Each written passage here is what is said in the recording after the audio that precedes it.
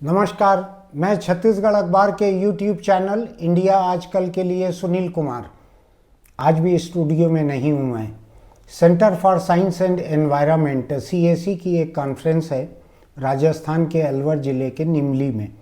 वहाँ बहुत अच्छा ट्रेनिंग सेंटर है एक पहाड़ी के ऊपर। तो यहाँ हम लोग आए हुए हैं, देश भर से पर्यावरण के लिए काम करने वाले बहुत से आंदोलनकारी आए हुए हैं, कई वैज्ञानिक आए हैं, बहुत से पत्रकार आए हुए हैं। और ये रिकॉर्डिंग इसलिए संभव हो पा रही है कि मेरे साथ छत्तीसगढ़ के एक सबसे अच्छे फ्रीलांस जर्नलिस्ट आलोक प्रकाश पुतुल यहाँ पर मौजूद हैं। एक और जर्नलिस्ट छत्तीसगढ़ से आई हुई हैं रजनी ठाकुर। ये दोनों मिलकर सिनेमेटोग्राफी के सारे एस्पेक्ट कवर कर रहे हैं। इसलिए मैं यहाँ पर बात करने के लिए एक बहुत जानकार, बहुत विद्वान व्यक्ति से बात करने के लिए यहाँ पर मौजूद हूँ। मैं आज के हमारे मेहमान डॉक्टर डोंथी नरसिम्हा रेड्डी, ये हैदराबाद से आए हैं यहाँ पे। आज इनका एक सेशन था। इन्होंने अद्भुत जानकारियाँ दी। इन्होंने हिंदुस्तान में जिस तरह का केमिकल पॉल्यूशन हो रहा है, जिस तरह से फर्टिलाइज़र, पेस्टिसाइड, इनको लेकर सरकार की नीतियाँ क्या है, सरकार के नियम क्या हैं, पेस्टिसाइड, फर्टिलाइज़र और दूसरे हैज़ार्डस केमिकल बनाने वाली अंतर्राष्ट्रीय कंपनियों की लॉबी किस तरह से काम करती है, किस तरह से सरकार के अपने नियम कायदे ऐसी कंपनियों के प्रोडक्ट को एक खुली छूट देते हैं। ऐसे बहुत सारे पहलुओं पर डॉक्टर रेड्डी ने बहुत अच्छी जानकारी दी। इसलिए हम उनको आज खाने के बाद गाजर के हलवे का इंतज़ार कर रहे थे वो, लेकिन हम वहाँ से उनको उठा के यहाँ लेके आए कि ये बातचीत रिकॉर्ड हो जाए। वो कल सुबह जा रहे हैं। डॉक्टर रेड्डी, आपका बहुत स्वागत है। आपने बड़ा समय निकाला, आज यहाँ पर आए आप, और आपका पूरा भाषण भी मैंने सुना। आपने जितने सवालों के जवाब दिए वो भी मैंने सुने। मैं बहुत साल से CAC के प्रोग्राम्स में आता हूँ। जब अनिल अग्रवाल थे, मिड 80s की बात है, 85-86 के आसपास की, उस वक्त मैं पहली बार आया था। अनिल अग्रवाल भी थे उस समय। 5 दिन या 7 दिन का एक साइंस राइटिंग वर्कशॉप था। तब से मेरा आना जाना है। इस विषय के ऊपर केमिकल एंड एनवायरनमेंट, इस पे जो आज चर्चा हो रही थी, सेशन जो था, इसमें आपकी बातें मैंने सुनी और आपकी दी हुई जानकारी से कई चीज़ें मुझको पहली बार पता लगी। मैं इसी बारे में जानना चाह रहा हूँ कि हिंदुस्तान में जितने पेस्टिसाइड, फर्टिलाइज़र और दूसरे हैज़ार्डस केमिकल चलन में हैं, बाज़ार में बिक रहे हैं, लोग इस्तेमाल कर रहे हैं, सरकार ने इजाज़त की छूट दी है। बाकी दुनिया में जगह जगह कई देशों में इनमें से बहुत सारे केमिकल पर रोक लगी हुई है। हिंदुस्तान में क्यों सरकारें इतना छूट देती हैं? ये बहुत गंभीर समस्या है। और पहली बात तो हम पेस्टिसाइड्स को हिंदी में क्या बोलते हैं? पेस्टिसाइड को कीटनाशक आप बोलते हैं, लेकिन ज़्यादातर जो आम आदमी बोलता है कि मैं देखा महाराष्ट्र में उसको औषधि बोलते हैं। अच्छा, औषधि बोलते हैं। कृषि औषधि केंद्र ऐसा दुकानों में लिखा रहता है। तो इसमें ये षड्यंत्र अपने को दिखता है। हाँ। क्योंकि ये जहर है। हाँ। ये किसी को जान लेने का जहर है। जहर को आप औषधि बोल के क्यों नाम ये दिया आप गया? बहुत सही बोल रहे हैं। मैं तो महाराष्ट्र में पैदा हुआ, बचपन से देखते आ रहा हूँ। जो खेती किसानी की दवा की दुकान ऐसा लिखे रहता है, जहाँ पेस्टिसाइड मिलते हैं, वो कहीं भी नहीं लिखे रहता कि ये कीटनाशक है या पेस्टिसाइड है। यही लिखे रहता है खेती किसानी की दवा की दुकान, कृषि औषधि केंद्र, ऐसा लिखते हैं। यही अपना जो आम किसान है, किसान को गुमराह करने के लिए ये नाम उसको औषधि बने। लेकिन ये किसी का जान लेना, हो कीड़ा हो या इंसान हो, जान लेने वालों को औषधि कैसा बोल सकते हैं? औषधि का मतलब है जान देगा आपका। तो ये पहला बात है। ये आपको लगता है कि ये भाषा की राजनीति है, ये एक पॉलिटिक्स है इसके पीछे? एग्जैक्टली आप जो भी टेक्नोलॉजी देखिए, टेक्नोलॉजी का नाम ऐसा देते हैं कि जैसा हम लोग जैसा जनहित की है। हाँ, जनहित की है। जैसा अभी ड्रोन आ रहा है, ड्रोन दीदी स्कीम है। ड्रोन और दीदी को एक ही जगह हाँ, आप ठीक बोल रहे हैं। मैंने अभी 1 महीना पहले छत्तीसगढ़ की एक ड्रोन दीदी को इंटरव्यू किया है, जिसमें उनको इफ़को ने ट्रेनिंग दी, इफ़को ने उनको ड्रोन दिया। अब वो फर्टिलाइज़र और पेस्टिसाइड का छिड़काव करती हैं खेतों के ऊपर, तो ड्रोन दीदी ही नाम दिया है उनको। लेकिन वो ड्रोन से क्या काम हो रहा मालूम है? ज़्यादातर अब झारखंड में, उत्तर प्रदेश में, हरियाणा में ड्रोन से ऊपर से फिल्म लेके जो महिला स्नान करते हैं ना, तो उनका फिल्म ले रहे हैं। अब वो उसके खिलाफ आता बोल के ड्रोन दीदी को उसमें लाया गया। सो ड्रोन को एक्सेप्टेबिलिटी बढ़ाने के लिए, ठीक है, वो तो खैर अलग बात है। टेक्नोलॉजी को लाने में उसको मदद मिलने के लिए उसका नाम ऐसा लगाया जाता है कि जैसा आम आदमी को वो अच्छा लगे। तो पेस्टिसाइड जैसा जहर को औषधि नाम लगाने का यही है। अब दूसरी बात है, अब जो पूछा क्यों इतना यूज़ करते हैं। पहले बात तो भारत में 1965 के पहले पेस्टिसाइड यूसेज नहीं था, और भी बाद में भी बढ़ा नहीं। जैसा ग्रीन रेवोल्यूशन, हरित क्रांति आया, क्रांति शुरुआत हुआ 1965-66 में जी। लेकिन उसको जो स्पीड मिला 1980s में। 15-20 साल तक उसको उसके पीछे सरकार का खजाना फंड्स पूरा खर्चा करके उसको पुश कंटिन्यू करे, उसको पॉपुलर किया। कैसा? उसको सब्सिडी दिए, फर्टिलाइज़र यूज़ बढ़ाने के लिए। तो हमारे किसान मानने के लिए तैयार नहीं थे, तो उसको सब्सिडी दे के, पैसे दे के, एजुकेशन करके, रोज़ एक साइंटिस्ट को ला के बता के पूरा बदल दिए। आज किसान बिना पेस्टिसाइड का खेती करने के लिए तैयार नहीं है,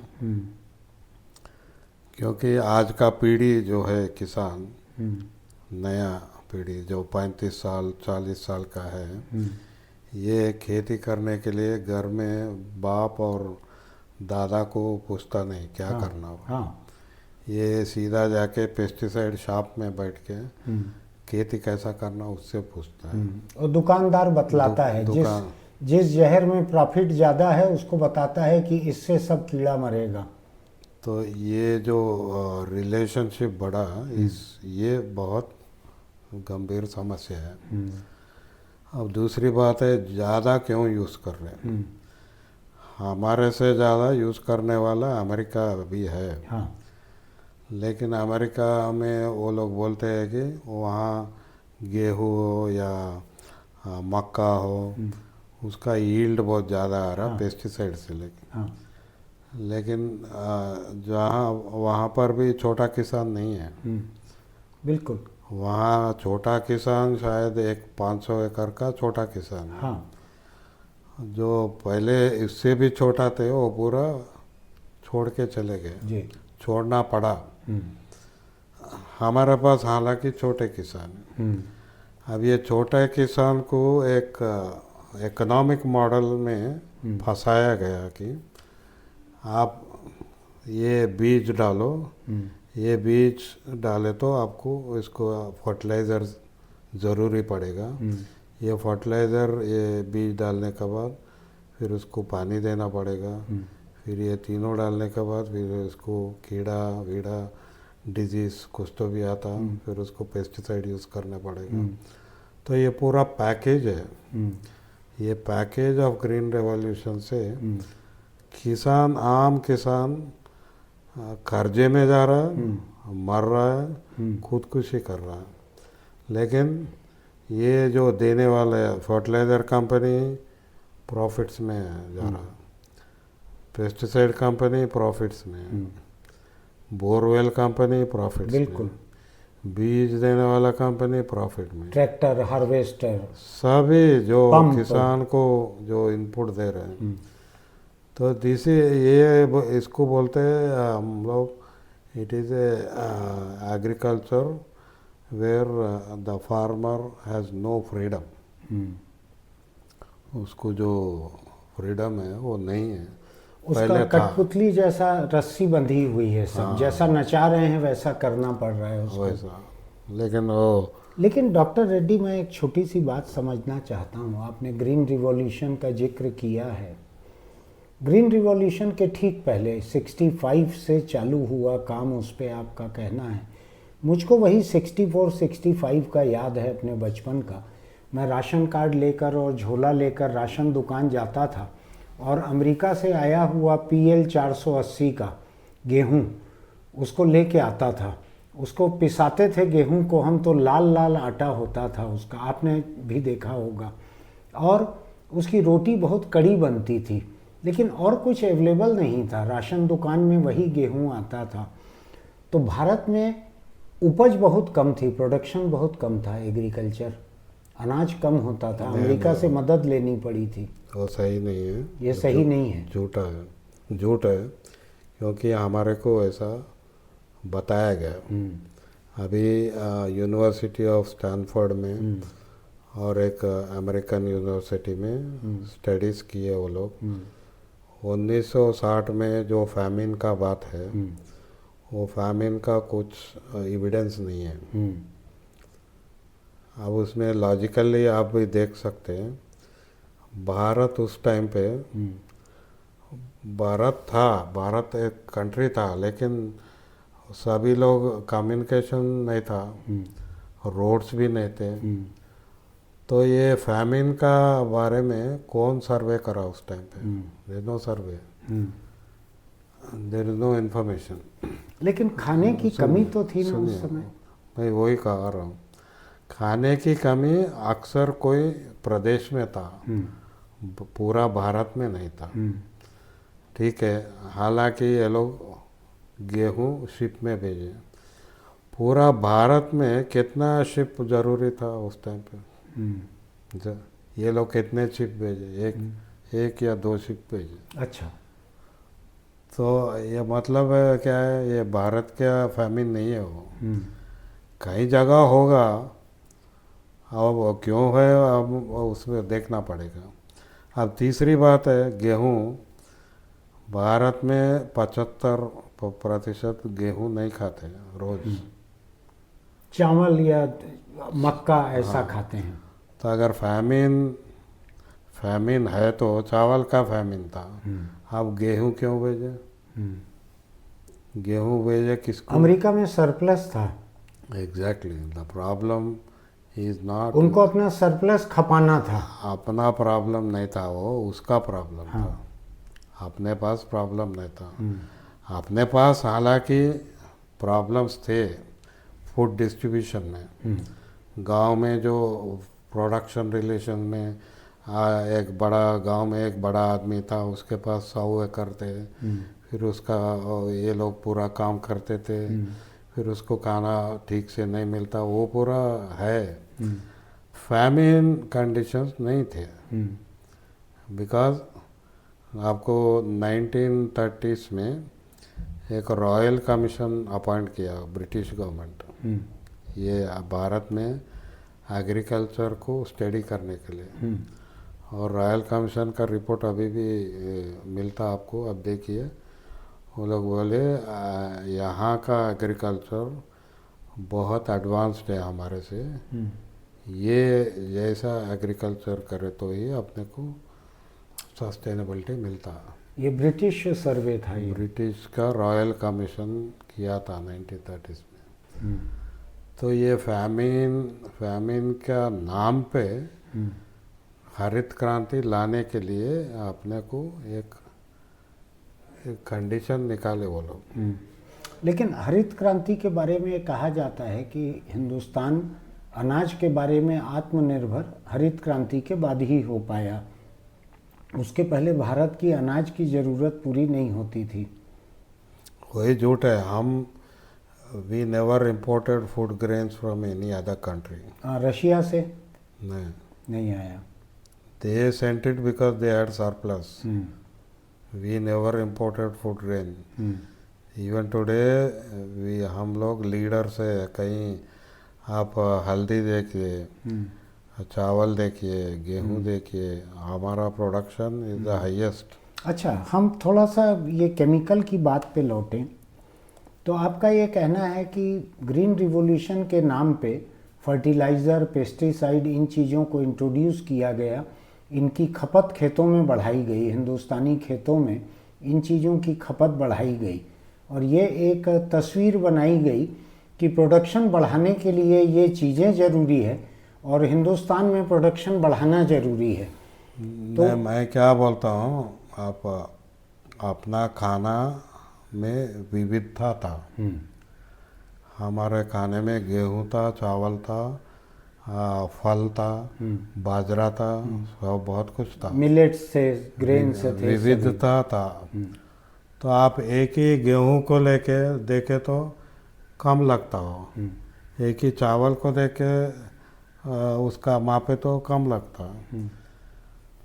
तो ये परिस्थिति को बदल के मोनोक्रॉपिंग लाके आपको एकदम चावल का प्रोडक्शन बढ़ गया। तो हम विविधता से हम कहाँ पर आ गए, मोनोक्रॉपिंग पे आ गए। उसी के हिसाब से अपना जो खेत है, खेत में जो सॉइल है, सॉइल का न्यूट्रिएंट पे पहले डाइवर्स था। अब आप मोनोक्रॉपिंग के आ गए तो कम हो गया। हाँ। तो उसको ज़रूरी पड़ा खाद, तो आप केमिकल खाद देने लगे।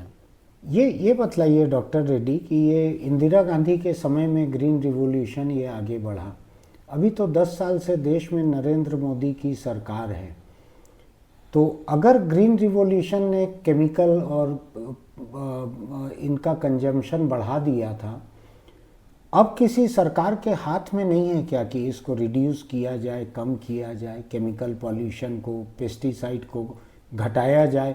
अब किसी सरकार के लिए ये मुमकिन नहीं है क्या?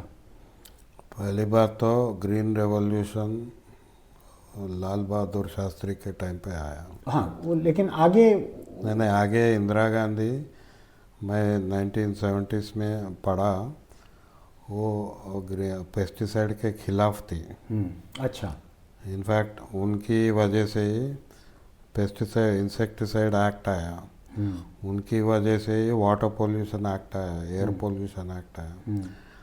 लेकिन आपका जो प्रश्न है, अभी नरेंद्र मोदी के सरकार के पहले ही ग्रीन रेवोल्यूशन और सेकंड ग्रीन रेवोल्यूशन लाने का प्रयास मनमोहन सिंह जी करे थे। हाँ।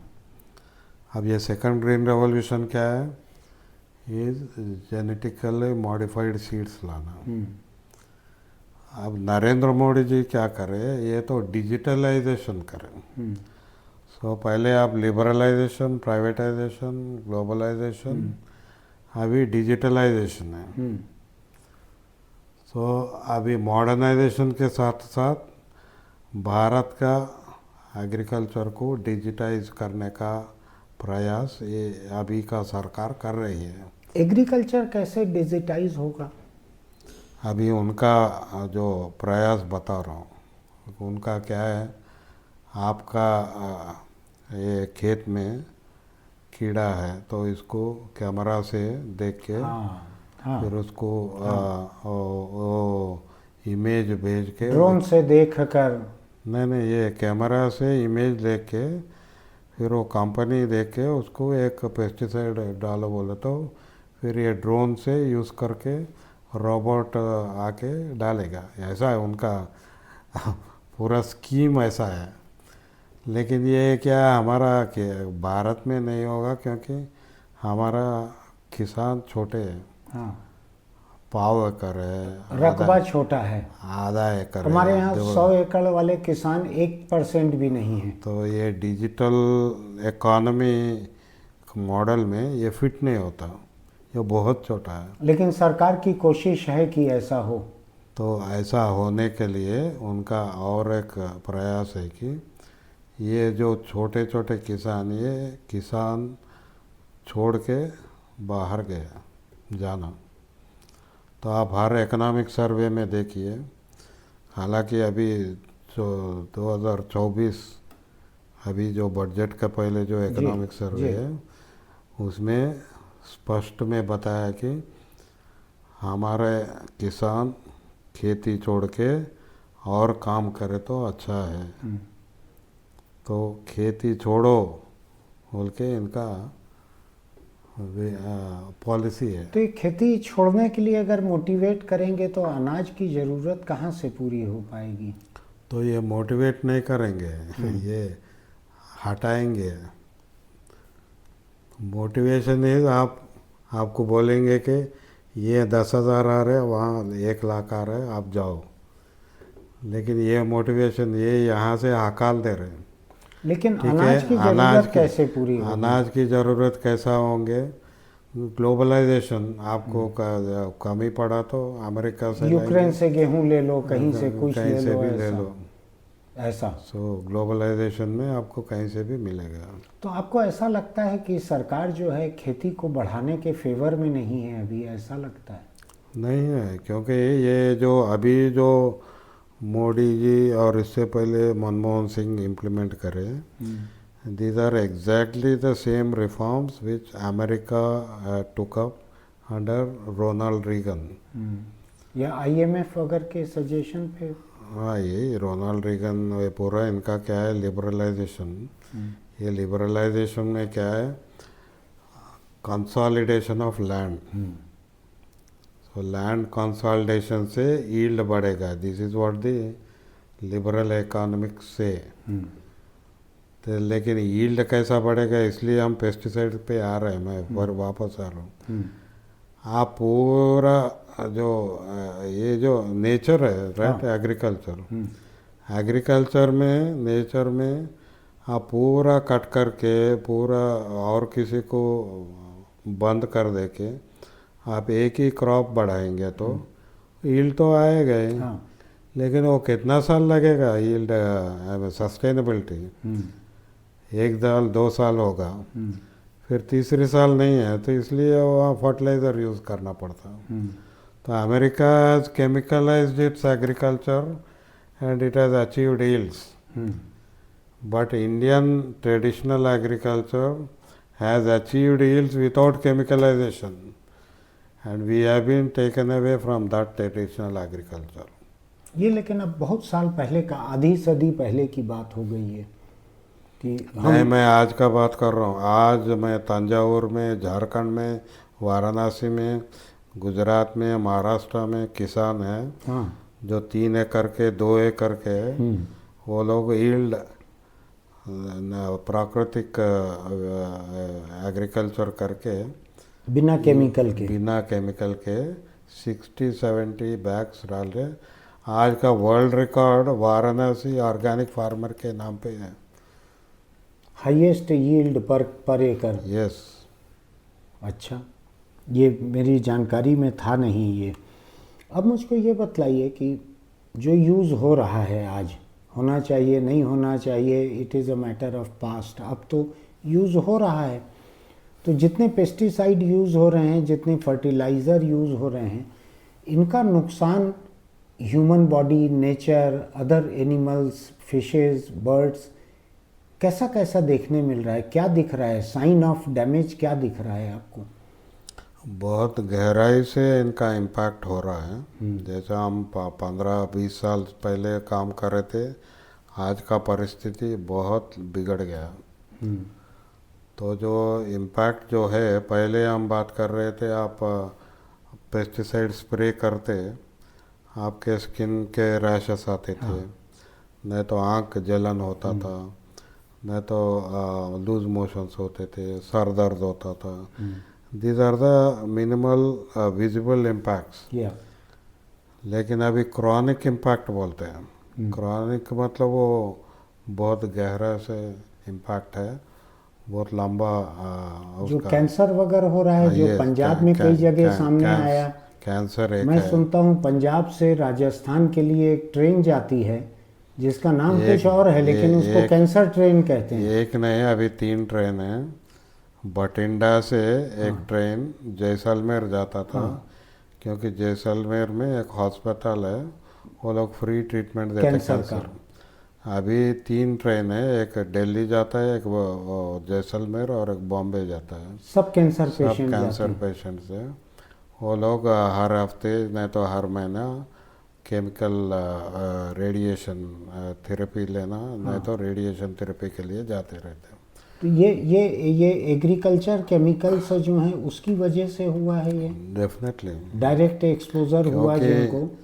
50% of pesticide registered in India they are carcinogens, मतलब उनसे कैंसर आने का संभावना है आज बोलते हैं। अपने लेक्चर में आप बता रहे थे कि there are at least 20 such chemicals are pesticides which are banned in United States, लेकिन इंडिया में बिकता है वो। ऐसा है यहाँ पर? ये 66 है, 66 पेस्टिसाइड्स, हाँ 66 pesticides which were banned in other countries, हाँ। they are used in India।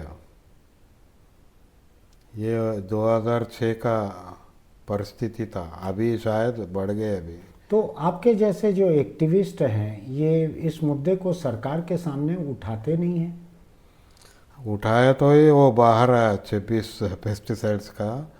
उस टाइम पे 2006 में उठाया तो 66 पेस्टिसाइड्स के ऊपर एक पार्लियामेंट्री कमेटी डाले। हाँ पार्लियामेंट्री कमेटी एक रिपोर्ट दिया, उस रिपोर्ट में बताया कि हमारा जो इंसेक्टिसाइड एक्ट है उसको बदल दो, एक नया अच्छा एक्ट लाओ बोल के वो लोग रिकमेंडेशन करें। साथ ही साथ ये जो 26 पेस्टिसाइड्स है इसको बैन करो बोले। तो 2008 में सरकार एक नया बिल लाया, पेस्टिसाइड मैनेजमेंट बिल बोल के। अच्छा। लेकिन वो ये अभी इससे इंसेक्टिसाइड एक्ट से और लिबरल है। और लिबरल है? लिबरल मतलब ना, जो भी कंपनी हो रजिस्ट्रेशन कर लिया तो हो जाता उनको। प्रो कंपनी है वो। हाँ, प्रो कंपनी था। तो हम लोग आंध्र प्रदेश से उस टाइम पे किसान नेताओं को लेके और हमारा एग्रीकल्चर मिनिस्टर से पार्लियामेंट को आए हम लोग 25 पार्लियामेंट मेंबर्स के साथ, शरद पवार जी के साथ हमारा मीटिंग हुआ। वो मीटिंग में पहले हम पर्चा दिए, उन्हें देख के उनका पहला रिस्पांस था, लेकिन ये कंपनी वाले मान रहे नहीं। यानी सरकार बेबस है उनके सामने। तो ये हो रहा है अभी, कंपनी वाले से उनसे संपर्क है सरकार को, वो जैसा बोले वैसा नीति चल रहा है। एक बात आप कह रहे थे वहाँ पे कि जो किसी फर्टिलाइज़र का, पेस्टिसाइड का यहाँ रजिस्ट्रेशन के पहले जो उसकी जांच होनी चाहिए वो भी अब गैर ज़रूरी कर दी गई है। अब केवल ऑनलाइन अप्लाई कर दें तो भी उनको बेचने की परमिशन मिल जाती है। ये क्या है? पहले पेस्टिसाइड एक केमिकल है, डेंजरस केमिकल है। तो पहले क्या रहता था, बायो सेफ्टी रिव्यू होता था। मतलब इसको, ये जहर है, आप स्प्रे करेंगे तो इससे किस किस का ऊपर इम्पैक्ट हो सकता है, तो वो स्टडीज देना पड़ता। तो जैसा अट्राजिन बोल के एक है हर्बिसाइड, इससे क्या होता था, वो अपना फ्रॉग्स मर जा रहे। तो ये पहले पता नहीं था, इसलिए इसके ऊपर बायोसेफ्टी रिव्यू डाले। तो हर पेस्टिसाइड को इससे अगर स्प्रे करे तो बाकी का जो लाइफ है वो खेत में या आजू बाजू में, उसका ऊपर इम्पैक्ट क्या है उसके वो जानकारी लेना ज़रूरी है।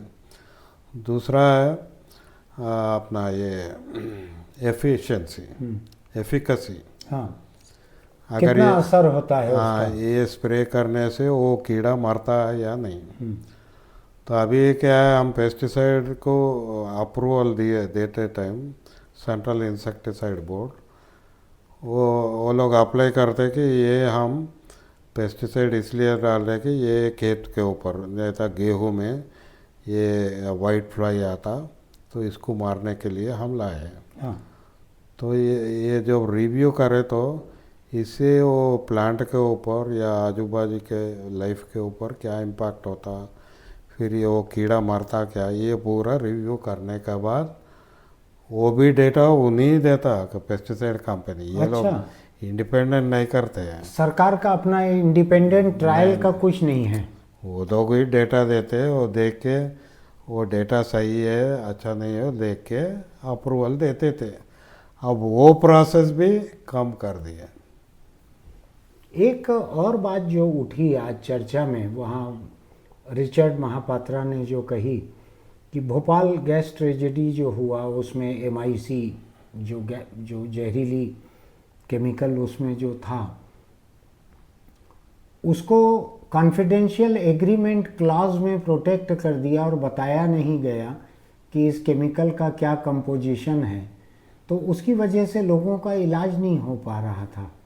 तो ऐसा और पेस्टिसाइड्स के साथ भी है कि वो कंपोजिशन को छुपा लें, फार्मूला छुपा लें, इंसान पे क्या असर होता है, जानवर पे क्या असर होता है, इसको डिस्क्लोज ना करें। ऐसा नॉन डिस्क्लोजर कोई एग्रीमेंट भी होता है क्या? तो ये इंसेक्टिसाइड एक्ट में आप जब एक पेस्टिसाइड रजिस्टर करते टाइम जी, जैसा इसका इम्पैक्ट होता है और लाइफ पे ऊपर, हाँ, तो उसको वो लोग इसका एंटीडोट भी बताना पड़ता था। हाँ, इसका इलाज क्या है, हाँ, इससे जहर है, हाँ, ये जहर से ऐसा हुआ तो इसका इलाज क्या है वो बताना पड़ता था पेस्टिसाइड कंपनी को। हाँ, लेकिन अभी पिछले कई सालों से पेस्टिसाइड रजिस्ट्रेशन हो रहे विदाउट एनी एंटीडोट। क्या बोल रहे हैं आप? अब उनको ये बताना जरूरी नहीं रह गया कि इस जहर का इलाज क्या है।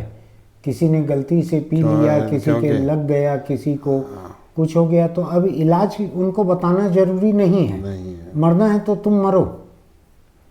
तो इंसेक्टिसाइड एक्ट में कोई भी प्रोविजन क्या लगता है आपको, ये सरकारें जो हैं क्यों करती हैं ऐसा? वो कंपनी जो है, कंपनी का प्रॉफिट होगा, लेकिन इंसान तो यहीं के हैं ना, हिंदुस्तान के। इनकी ज़िंदगी को खतरे में डालने वाली ऐसी छूट उनको क्यों देती है ये सरकार? एक तो ये लोग मानते हैं करप्शन, पैसा है पेस्टिसाइड कंपनी वाला, करोड़ों को प्रॉफिट आ रहा है उसको। हाँ, तो उसमें थोड़ा शेयर उसको मिलेगा। दूसरी बात है ये सोचता है कि ये मेरा समस्या नहीं है और किसी का समस्या है, तो क्या है। लेकिन वो नहीं समझता है कि अब हर कोई एवरीवन ये लपेट में आ गया। पेस्टिसाइड कॉनंड्रम बोलते हैं इंग्लिश में। तो हम खेत से दूर है तो भी हमारे ऊपर पेस्टिसाइड का इम्पैक्ट कुछ ना कुछ तरीके से हो रहा है। जैसा आप फूड चेन में अभी क्या है, शहर में बैठा आदमी जी, वो पालक खरीदता है, वो पालक के ऊपर पेस्टिसाइड स्प्रे करने के बाद खाने वाला कौन है? शहर के बैठने वाला, जो खेत से दूर है, जो खेत लेकिन से दूर खेत में उपजी हुई फसल के करीब है। मैंने कई साल पहले ये पढ़ा है, इस्टेब्लिश भी हो गया था, कि माँ के दूध तक में पेस्टिसाइड्स का रेसिड्यू आ रहा है। माँ का दूध है जिसको बच्चे के लिए सबसे अच्छा हेल्दी माना जाता है, उसमें भी पेस्टिसाइड के रेसिड्यू निकल रहे थे। मैं वही गहराई, इम्पैक्ट बहुत गहराई में गहने का मतलब वही था। अपना शरीर में एक एक पेस्टिसाइड डिपॉजिट होते रहता। हम हालांकि आज 1 ग्राम लिए, 1 ग्राम से शायद कुछ नहीं होता, लेकिन आप आते आते वो 1 ग्राम अक्यूमुलेटेड अमाउंट एक्यूमुलेशन होता, वो फैट में एक्यूमुलेट होता और कई शरीर में एक्यूमुलेट होते रहता। ज़्यादातर महिला के शरीर में ज़्यादा एक्यूमुलेशन होता उनको, क्योंकि उनका थोड़ा फैट रहता ना। अच्छा, तो उनका महिला के शरीर में ज़्यादा रहता।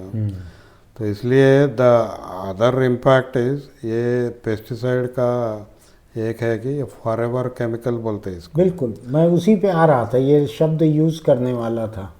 तो ये अपने शरीर में बैठने के बाद, अपना माँ के शरीर में बैठने के बाद बच्चे के शरीर में बच्चे चले के जाएगा शरीर में दूध चले से। जाएगा। तो पहले जो ये खत्म नहीं होगा कभी। हाँ, हम जितना फोर्सिएबल फ्यूचर है उसमें खत्म नहीं होगा, फॉरएवर बने रहेगा ये। तो माँ का पेट में जब बच्चा है तो उसके प्रोटेक्शन ये बैरियर रहता था। ये पेस्टिसाइड ऐसा उसको डिजाइन ब्रेक कर लिया, बैरियर ब्रेक कर लिया, तो वो बच्चे को माँ के पेट के अंदर ही इम्पैक्ट होता। इसलिए आजकल बच्चे उसको कुछ ना कुछ डिफॉर्मिटीज हो रही हैं या बॉर्न बीमारियां कई तरह की हो रही हैं। प्रीटर्म बर्थ हो रहा है। और ये आप देख सकते बड़ा ये सर बहुत बड़ा रहता, वो हाइड्रोसेफालस बोलते हैं। तो वो भी ये पेस्टिसाइड का इम्पैक्ट है। फिर ब्लड में होता। फिर थोड़े इम्पैक्ट्स ऐसे है, आप I don't know how to explain to you. जैसा अपना अभी ये इसके बीच में डिस्टेंस रहता है ना, दिस इज ऑल साइंस है। तो ये कम हो जाता है एक बार। ये जुड़ी रहती हैं कुछ दूर तक, कुछ देर ये कम हो जाता। अच्छा। तो जैसा आँख में इसका जो लेंथ रहता, ये जो रेशियो रहता, वो पूरा अपसेट हो जाता। तो ये मेडिकल स्टडीज बतला रही हैं कि ऐसा हो रहा है। यस, लेकिन गहराई से एक एक स्टडी हो रहा है। लेकिन एक चीज़ मुझको बतलाइए, जो मेरा सवाल भी था आपसे सेशन में, कि हिंदुस्तान एक फेडरल कंट्री है और सेंट्रल गवर्नमेंट अगर अलाउ करती भी है केमिकल्स, पेस्टिसाइड्स, बिना ट्रायल के भी, बिना किसी इलाज के भी अगर इसको इजाज़त देती है, तो राज्य सरकारों के भी अपने अधिकार हैं। तो राज्य सरकारें ऐसे पेस्टिसाइड को रोक सकती हैं क्या, जिनको सेंट्रल गवर्नमेंट ने अलाउ कर दिया है? क्या राज्य सरकार उसको रोक सकती है? राज्य सरकार को लिमिटेड पावर्स है इंसेक्टिसाइड के एक्ट के जरिए। क्या वो लोग रोकना बोलते हैं, उनको 60 डेज तक रोक सकते हैं। हाँ।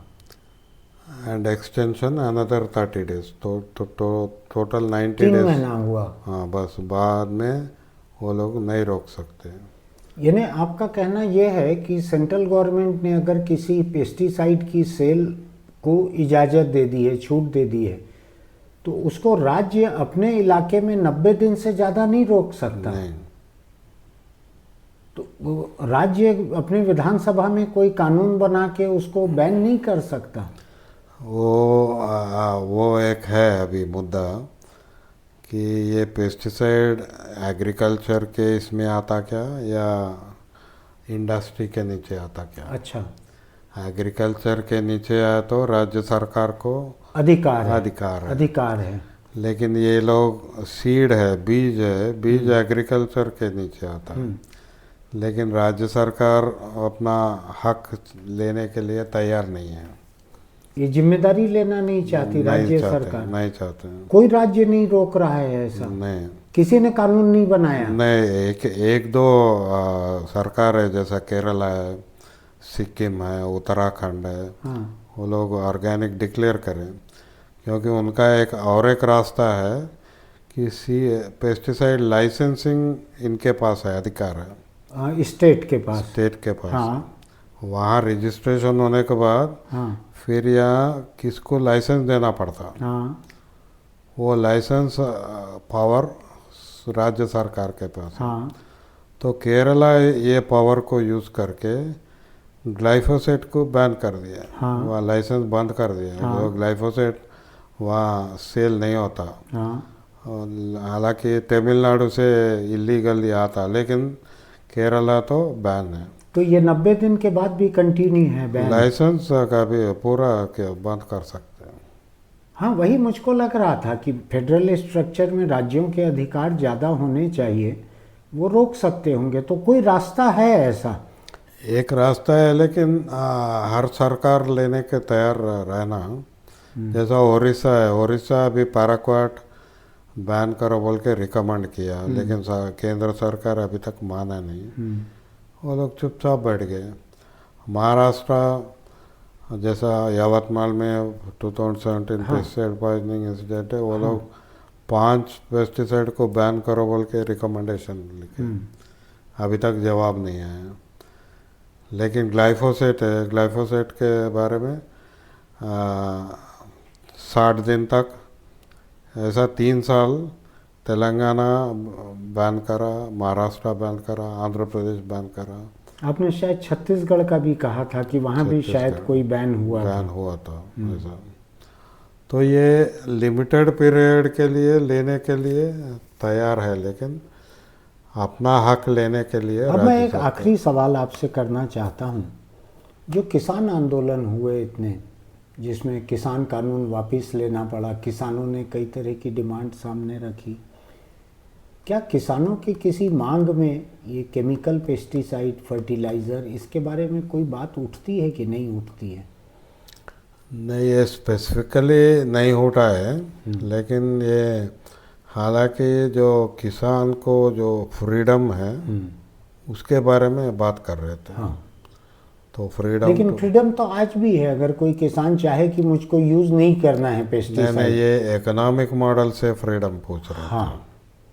जो ग्रीन रेवोल्यूशन इकोनॉमिक मॉडल है उससे फ्रीडम पूछ रहे हैं। लेकिन जैसा किसान नेता भी सभी लोग ये पेस्टिसाइड इश्यू समझते नहीं, और बहुत लोगों को ये बदलाव लाने से भी किसान को बदलाव आता बोल के उनका जानकारी उतनी समझ नहीं है, उनकी अभी जानकारी नहीं है।